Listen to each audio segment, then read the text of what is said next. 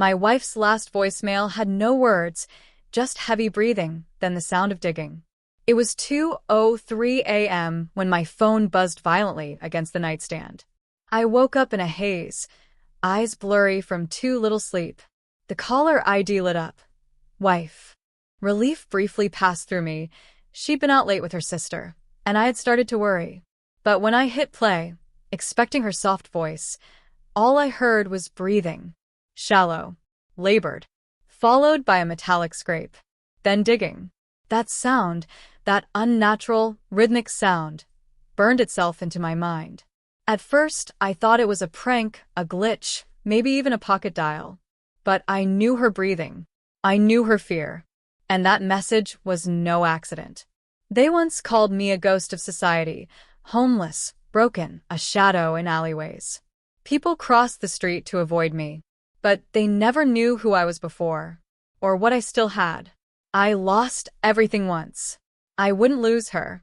By morning, she was officially reported missing. The police were polite but cold. Adults disappear all the time, they said. No signs of struggle, no evidence of a crime, just a voicemail they chalked up to accidental recording. But I knew my wife. She never did anything by accident. I started my own search. Most people didn't know I had money, real money. A secret inheritance from an estranged father who owned land, gold, and secrets buried deeper than vaults. I'd kept it hidden for years, living modestly because I didn't trust the world that once spat me out. But now I needed every ounce of it. I bought access. Security footage, private data, GPS logs. One lead pointed to a location outside the city, a plot of land we never owned but my father once did. The place was marked for demolition. Overgrown. Forgotten. But as I walked those dead fields, something felt wrong. The air too quiet, the soil recently disturbed. I found her shoe. Not both, just one. Half buried near an old willow tree. The same tree that once appeared in one of my father's old journals, a place he cryptically called the listening ground. The digging sound from the voicemail came back to me. That night, I returned with a shovel. I didn't tell anyone. If she was down there, I had to know. My hands bled from the digging, but after 2 hours I hit wood. Not a coffin. A box. Inside. A recording device, still running. I press play. Static. Then the same sounds from the voicemail, only longer. Then her voice, faint. If you're hearing this, I don't know where I am. They said I know too much. Said it's in the will. Your father's will. The gold, it's not just gold, it's a map. They're digging for it. Using me. Then a scream. Then silence. I dropped the recorder. My heart was a war drum. Who were they?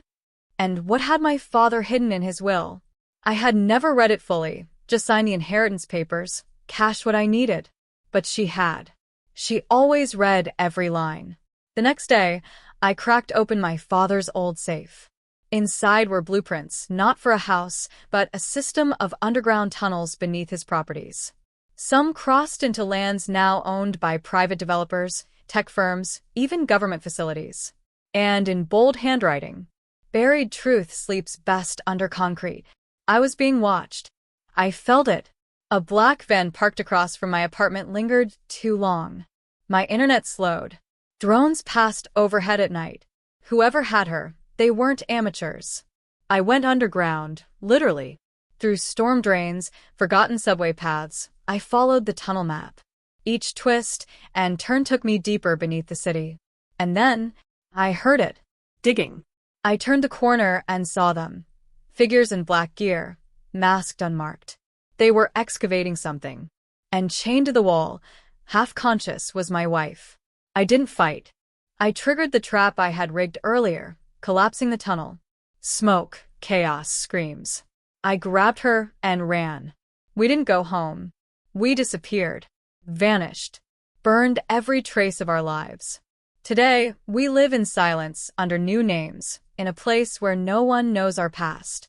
But the secrets beneath those tunnels aren't gone. The people still digging, they haven't stopped. And, the worst part? My wife still has nightmares. Every night. About what she saw while they kept her underground. about what's really buried beneath the city. We thought it was gold. It wasn't. Some nights, when she's finally asleep, I listen to that voicemail again. The sound of breathing, the digging, and I ask myself who is really trying to send the message. Her? Or something else down there? The truth hasn't been uncovered yet. But one day, someone else will hear that same sound and they won't be able to ignore it. Because once you start digging, the ground remembers.